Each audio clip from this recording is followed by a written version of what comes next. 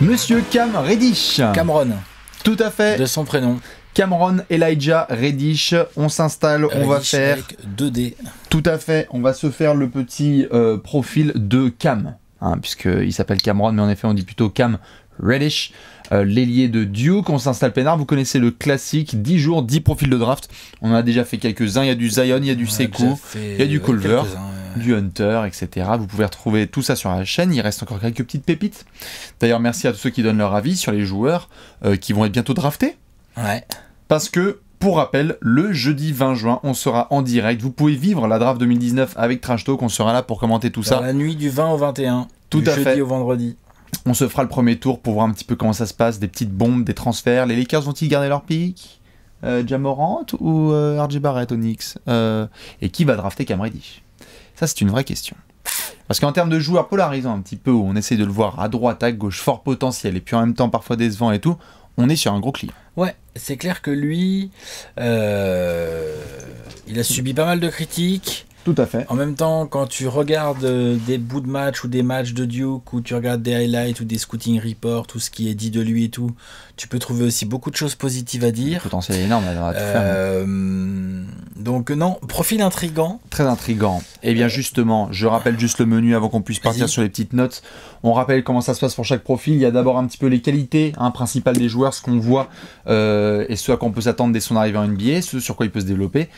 Justement, le deuxième point après, ce sont les petits défauts, les petites choses un petit peu à revoir. Là, il y a des choses aussi à dire sur Cam Reddish, sur ce point particulier. Après, on va aller dans le laboratoire, voir un petit peu à quel joueur il ressemble, si on prend des morceaux de joueurs actuels ou anciens, à quoi on peut s'attendre. Et puis après, on va se projeter un petit peu, puisque, notamment sur Reddish, il peut passer d'un très haut spot à un spot un peu plus bas, en fonction de ce qu'il va faire sur les prochaines semaines. Des choix qui vont être faits par les GM aussi. Enfin, il y a pas mal de choses. Ouais. Plein de choses à voir. Maintenant qu'on est bon, c'est parti. Qualité de Cam Reddish, plein de choses à dire. Déjà, et je le mettrais plutôt dans les qualités, c'est son physique. C'est-à-dire 2m03, 95, entre 95 et 100 kg. Ouais. Belle envergure, des longs bras. Tu le vois arriver. Pépère, il est long. Oui, tu vois arriver Cam Reddish, tu fais. Toi, t'es un basketteur, toi. T'es un basketteur de la NBA actuelle. Il est parfait pour ce jeu, plusieurs postes et avec des longs bras, bonne qualité athlétique, enfin, il y a tout. Ouais, carrément. C'est un athlète NBA ready tout de suite. Il peut prendre un peu de points, mais sinon, il est vraiment prêt. Oui. Il est un peu fin, un peu à la... Bon, je vais pas commencer les comparaisons. Mais oui, il est un peu fin et on sait qu'en NBA, il va aller à la salle et qu'il va nous soulever un peu de fonte et qu'il va forcément arrondir les épaules, faire du biceps et tout ça. Et il y a le matos. Donc ça, moi, perso, je le mets plutôt dans ses points forts, dans ses qualités. Beaucoup de scouts qui, quand ils le voient, disent « Putain, il est impressionnant, quoi. » Ouais, grave. Ensuite, je mettrais bien... On continue sur les qualités, c'est ça l'idée ? Oui, bien sûr. Dans ses qualités, et ben là, limite en numéro 1 peut-être, sa défense. Alors, peut-être je le mettrais peut-être en numéro 1, tu vois. Moi, il m'a impressionné. On peut en effet développer là-dessus. Moi, à titre perso, je le mets pas en numéro 1, mais oui, là où il est impressionnant en effet Cam Reddish, c'est qu'il a il a ce profil de joueur qui peut défendre intelligemment sur plusieurs postes et vraiment à un niveau avancé. Quand il veut. Pas mal. Il peut défendre. Genre demain il arrive en NBA, il peut défendre les 2 et les 3 normalement sans problème. Et pas mal de 4 bien sûr. Fait. Ouais. Vu que ça poste de moins en moins, il va se faire enfoncer par certains, mais dans la plupart du cas il pourra tenir le coup. Je trouve que sans être un mec ultra rapide, je trouve qu'en termes de mobilité latérale et en plus avec ses longs bras, du coup il est pas si simple que ça à passer. Oui. Ensuite, il peut être sur les lignes de passe. Ensuite, je trouve que dans ses rotations défensives, de ce que j'en ai vu, j'ai trouvé ça plutôt pas mal. Non, il est très discipliné quand il défensivement. Et il a ce côté, c'est des petits détails, mais qu'on voit assez rarement pour des joueurs de 19 ans, parce qu'on le rappelle juste. C'est ça, il a 19 ans, 20 ans bientôt, quoi. Ouais, il a 19 ans. Bientôt il est dans 20, le même, je crois. Il est dans le même, puisque dans le même registre, je crois que les RJ Barrett et tout, donc il les a eu. Il a un an de plus qu'RJ Barrett. Ah, probablement. Je crois. Enfin, il n'est pas de la même année, je crois. Je crois, mais en tout cas, pour tout ce qui est notamment des contre-attaques, c'est typiquement le genre de joueur, là, quand il était à Duke, avec les Zion Williamson, R.J. Barrett et compagnie, c'est le genre de joueur qui, en fait, va très bien défendre en contre-attaque pour juste absorber le contact, les mains, verticalité totale, pour qu'un mec derrière vienne en deuxième rideau. Ça, c'est coéquipier défensif ultime. Ça, et le faire top. À 19 ans, c'est déjà très bien. C'est vraiment très bien. Ensuite, ce que j'ai bien aimé, c'est le côté, genre, de temps en temps, genre, il est en match-up, il se retrouve isolé défensivement face à un attaquant. C'est flippant. Il doit défendre sur l'homme et tout, la chaise, les bras écartés et tout. Et aussi, je trouve qu'il est très capable de suivre dans les écrans, de couper les lignes de passe, de se positionner intelligemment. Il fait des bons close-out. Non, franchement, non, c'est bien. Je trouve vraiment intéressant en défense. Défensivement, il a ça. Après, chez la plupart des scouts, évidemment, la qualité numéro 1 qui transpire vraiment quand tu vois Cam Reddish, c'est ce potentiel offensif qu'il représente. Si les comparaisons ont été faites avec plusieurs ailiers de l'élite, c'est parce que le shoot est superbe. Tu as envie de le voir. La gestuelle est belle. Tout à fait. On reparlera après de tout ce qui est pourcentage, mais le shoot est superbe. Et puis, par rapport à son année à Duke, qui a été compliquée pour plein de raisons dont on va parler par la suite, quand il est sur le niveau inférieur lycéen, il n'y avait pas de problème. C'était un top 3 annoncé de draft, parce qu'il a le handle à progresser certes, mais il a un petit peu de handle quand il veut, il peut créer aussi, il peut reconnaître les copains, il peut shooter de loin, il est clutch, il a été plusieurs fois clutch pour Duke, plus d'une fois cette saison en fait, il a planté des shoots énormes. Souvent qu'RJ Barrett en fait, j'ai l'impression. Ouais, vraiment, tout à fait, ils l'ont responsabilisé quand il y avait des gros shoots à mettre, il y a eu du buzzer beater, il y a eu non, mais t'as raison, le talent et le potentiel offensif du gars est indéniable. Après, il a besoin de confiance. Ah ça ouais, on va y venir après sur les... Non mais tu vois, je fais juste bien comme sûr. Ça, je parle juste du tir. Ouais. Comme tu y faisais allusion, statistique, pourcentage au tir assez dégueu là, sur son année universitaire qui vient de s'écouler à Duke. Mais je suis assez d'accord avec ce que tu étais en train de commencer à dire. Je pense que c'est quand même beaucoup dû au rôle qui lui a été donné. Oui, il a besoin de confiance et il a besoin d'avoir la balle. D'avoir la balle. Il était beaucoup en spot-up shooter. D'avoir du rythme, d'avoir plus de ballons. Enfin bref, bien sûr. Plus de, même si c'est du catch and shoot, mais qu'on lui en donne plus. Joueur qui joue à la confiance aussi. Je trouve que ça s'expliquerait assez bien. Après, à lui de nous confirmer ça en NBA. Ouais. Mais je pense que c'est un joueur qui n'aura pas de problème avec le 3 points NBA. Je pense que c'est un joueur qui développera sans problème une gamme de post-up, face-up, tu sais, à 5 mètres du panier, à 45 bien sûr. Genre à la mélo un peu, tu vois, genre de gars. Il peut développer cette gamme, ou à la Tatum aussi, je suis déjà dans les comparaisons, c'est pas bien. Non, mais voilà, ce genre de choses, quoi. Il peut, je suis d'accord, sur le potentiel offensif incroyable. Donc un mec qui est capable de défendre et qui a du potentiel offensif de ouf. Ça. Donc on n'est pas en train de vous décrire le clampin que tu trouves à la boulangerie le matin. Il était annoncé de façon top 5, donc on verra où il va tomber, mais éthique de travail, beaucoup respecté, notamment sur le circuit inférieur. Cam Reddish est un garçon qui en fait le dit lui-même, ses parents le disent aussi, et ceux qui traînent un petit peu avec lui. Cam Reddish, il y a le basket, et je crois que parfois un peu il y a du basket. Mais sinon tout ce qui est sortir, etc. Non, lui s'il peut s'éclater, c'est en étant de 8h du mat à 18h à la salle.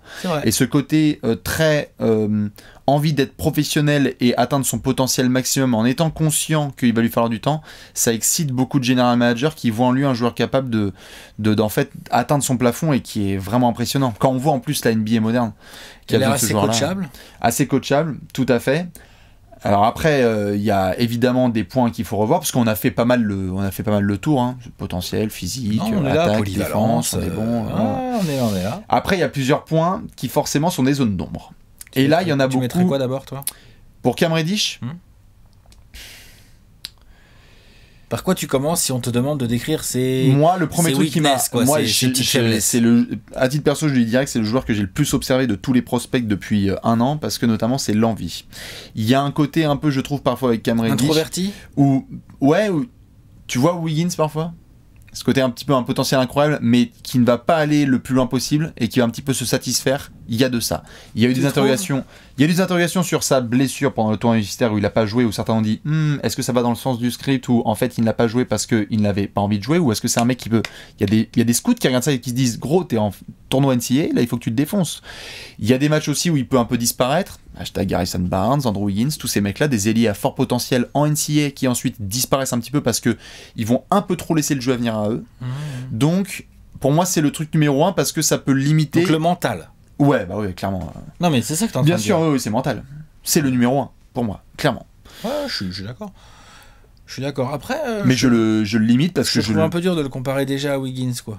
Ah non, mais c'est dans le spectre en fait des comparaisons, parce qu'on va en faire plein. Mais en fait, ça va de Wiggins à T-Mac, Paul George et d'autres gars. On va les faire après. Hein. Mais c'est juste que ce côté mental où tu ne sais pas s'il va aller jusqu'au bout et s'il va prendre. Il est pas très nasty, quoi, Cam Reddish. C'est ça, non, je suis d'accord. Il est peut-être pas assez agressif offensivement. Défensivement, je trouvais ça pas mal. Finition à l'arceau. Donné des efforts. Finition aussi avec le contact, compliqué. Compliqué pour Cam. Et ça, c'est aussi dû à son premier pas, qui est pas. Ça va, c'est un bon athlète, il est quand même rapide. Mais par rapport à pas mal de mecs comme lui, il est pas que faux lent. Des fois, il est un petit peu lent sur le premier pas. Ça peut se travailler, ça peut aussi se travailler avec du footwork. Et bien sûr. On a vu des joueurs plus lents que lui faire des carrières, il n'y a pas de problème. Mais tu vois, ce côté. Mais oui, le manque de vitesse sur le premier pas, le manque d'explosivité. Tout à fait. Et donc, ça limite parfois son jeu offensif et donc son impact sur le match. Parce que si Cam Reddish, sur certaines séquences, on l'a vu, après il a 19 ans, hein, donc c'est une année universitaire avec le contexte qu'on connaît, c'est un peu compliqué. Mais si parfois son shoot ne rentre pas, il peut certes contribuer en défense, mais du coup, parfois en attaque, ça peut être c'est pas un plot, mais c'est juste que parfois il peut être un petit peu de côté, quoi, et rester et ne pas forcément demander le ballon. Ce qui parfois peut représenter des défauts. Je sais pas ce que tu avais noté de supplémentaire sur Cam.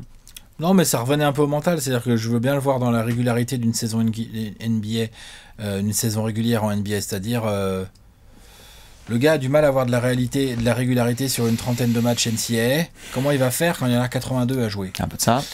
Comment il va faire aussi donc pour exister ? Moi, je crois qu'il va réussir à exister en défense. Ah oui, en fait, je crois qu'au pire, c'est un bon 3&D. Au pire. Pire des pires. Ouais, au pire, c'est un bon 3&D, c'est-à-dire qu'il est quand même ouvert, il va te mettre des shoots et il défend, il fait le taf. C'est déjà pas mal. Après, est-ce qu'il est capable de passer le cap et de devenir un mec à qui tu files la balle un peu en ISO parce que le défenseur est un peu plus petit et t'observes la mismatch et te dis bah oui, il faut la filer à Reddish tout de suite parce que c'est sûr, il va scorer, le mec d'en face ne fait qu'un mètre 95. Tu vois ce que je veux dire ? Oui.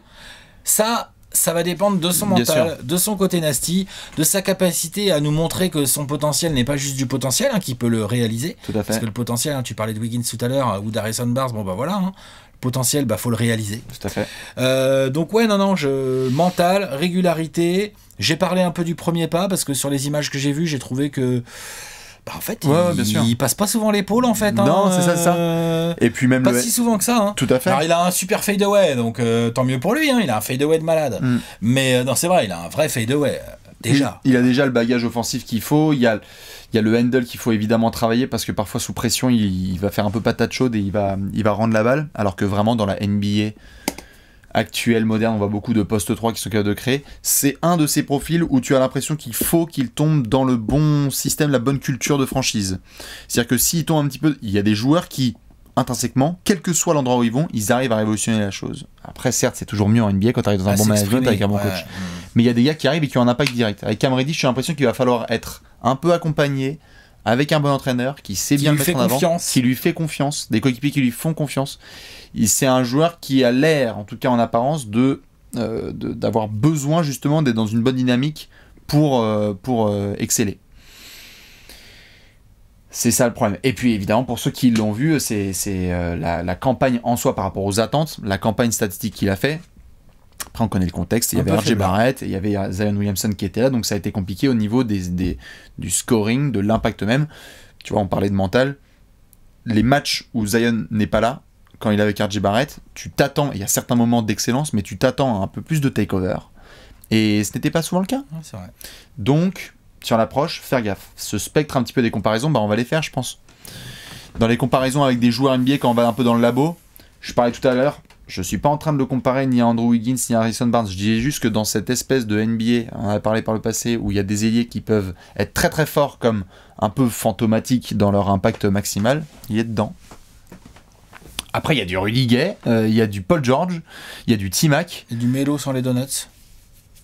On peut. Offensivement, son petit jab step qu'il a déjà. Il peut Cam. Après, il défend déjà plus que Melo, mais le plafond, c'est pas la meilleure compare. Plafond, c'est Paul George, T-Mac. Paul George, ouais.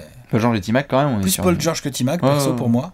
En termes athlétiques, franchement, je dis pas que T-Mac est un surathlète comparé à Paul George, les deux sont des athlètes incroyables. Ouais. Mais les deux sont all-time. Je trouve qu'il est quand même en dessous. Je vois pas Cam Reddish atteindre ce niveau athlétique-là. Je le vois pas. Il est plus lent. Il est moins explosif. J'imagine. Et Tatum, Il est dans la lignée un peu d'un Tatum. Mais c'est que ces mecs-là, quoi, en fait, totalement. C'est 3 où tu te dis, genre, jusqu'où on va, jusqu'où ça va, jusqu'où est-ce qu'il peut dominer. C'est ça, c'est ces comparaisons-là. Après, il y a d'autres joueurs un peu old school qu'on peut prendre, mais on est vraiment dans cette veine des 6, Alex English 6'8", 6'9", ouais, il y a un peu de ça. Un peu de ça, hein. Tout à fait. Donc on va voir ce que ça va donner pour Cam Reddish, mais comme vous pouvez voir, c'est ce qui fait que les projections sont un petit peu compliquées, c'est que les general managers se disent, est-ce que je monte très haut et je sais que je vais tomber sur Paul George, ou est-ce que je le prends un peu plus bas, parce qu'en fait, il y a moins que ce soit Harrison Barnes, entre guillemets. Et ce sont des bons joueurs, hein. On souhaite que ça, évidemment, à Cam Reddish, mais le delta est tel que c'est un peu compliqué. Projection. Minimum 4. Maximum minimum 4, c'est 8. Tu peux être piqué en 4. Au mieux. Au mieux, t'es piqué en 4, et au max, t'es piqué en 8. Tu passeras pas en dessous des Hawks. Tu passeras jamais en dessous des Hawks. Non, ça, je suis d'accord.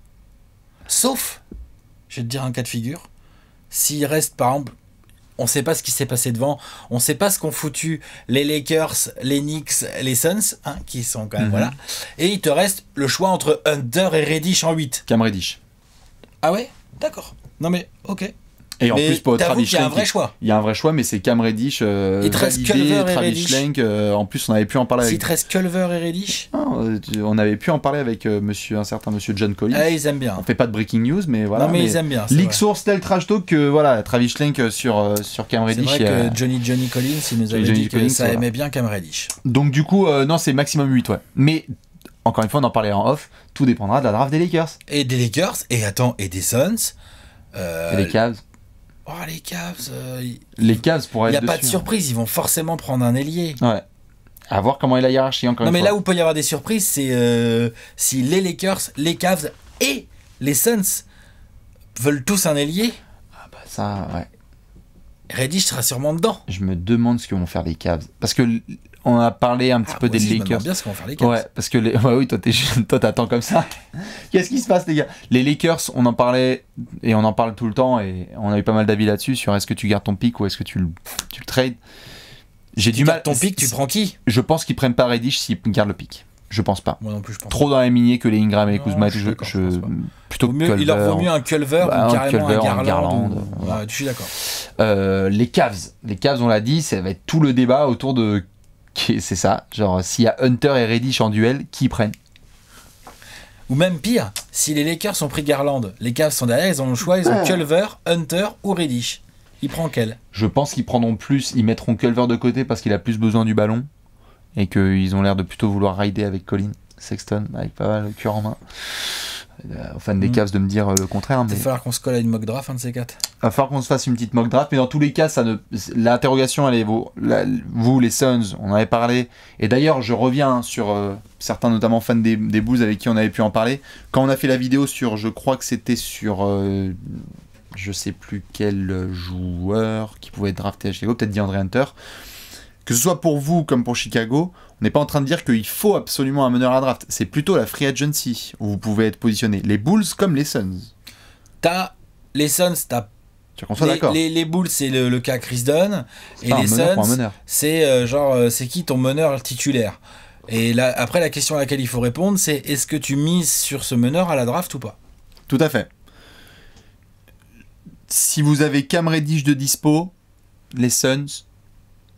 les Suns en 6, franchement, on aura forcément ou Reddish, ou Hunter, ou Culver de dispo. On aura forcément un des trois. La question pour les Suns, ça va être de se dire qui tombe. Est-ce que tu prends un meneur ou est-ce que tu prends l'ailier qui reste? C'est ça la question. Ouais, moi c'est les Bulls évidemment qui me font flipper s'ils prennent Reddish, s'ils prennent Cam Reddish. C'est là que vous pouvez vous retrouver en 8 avec plus d'ailier, enfin plus aucun de ces trois-là. Ouais. Possiblement. Après, attention, on n'en est pas encore là. Hein. Dans un monde parfait, Cam Reddish et Atlanta. C'est pas grave, vous prendrez Sekou Doumbouya en 8? Non. Pourquoi pas? Non. Non. Tout de suite. Non, c'est à partir du pick 10. Si Cam Reddish, si les étoiles sont alignées, Cam Reddish est dispo en 8. Voilà. Mais même agent que Trae Young. C'est pas je pense, l'assurance. d'ailleurs. Non, Sinon, non, on prendrait Romeo Langford, c'est pas grave. Ah non, arrête, pitié. Non, non, arrête. Nous, on est. Parle pas du management. À Atlanta, c'est safe. À Atlanta, Prenez Keldon Johnson en 8, c'est bien. Non, il va être à San Antonio en 20, tu vas voir. On va tomber encore en 20. Non, non, non. Oh non. Le management d'Atlanta, ça va. Kevin Porter Jr., il a un super step back. Hein. Arrête, c'est très bien qu'il va aller au Thunder. Arrête, on va faire une mock draft complète. Ça va être sûr. Mais non, le Thunder, ils vont prendre celui qui a les bras immenses, là. Le ouf, là. Horton Tucker, ou je sais plus comment il s'appelle. Comment il s'appelle? Qui a des bras, mais genre, mais c'est plus des bras qu'il a, c'est des. No spoiler. Tu sais, c'est un mec d'1m96 avec les bras d'un mec d'un 7-footer. No spoiler.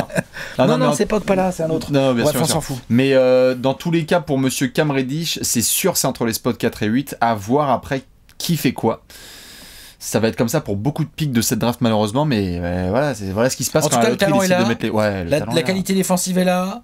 Si c'est un garçon qui démarre sa carrière NBA en rentrant un peu ses tirs, ça peut devenir un excellent ailier. Beaucoup de gens disaient avant que la saison arrive que ça peut être le meilleur joueur de cette draft. Et s'il atteint son potentiel max... C'est pas impossible. Hein. C'est pas impossible. Ouais, tu peux avoir un PG en mode un peu plus grand et... Enfin, sale quoi, Cam Reddish s'il veut. Please, viens. Dans tous les cas, dites-nous évidemment votre avis sur ce joueur, notamment la Duke Nation, parce qu'on sait que certains l'ont vu jouer toute la saison. Les fans des Cavs, des Bulls, des Lakers, des Hawks et tous les autres, dites-nous aussi où est-ce que vous le voyez tomber. Et puis nous, on enchaîne. Vous connaissez le classique, 10 profils de draft, 10 jours. On enchaîne. Ciao, ciao. À demain avec un nouveau profil. Ciao, ciao, ciao.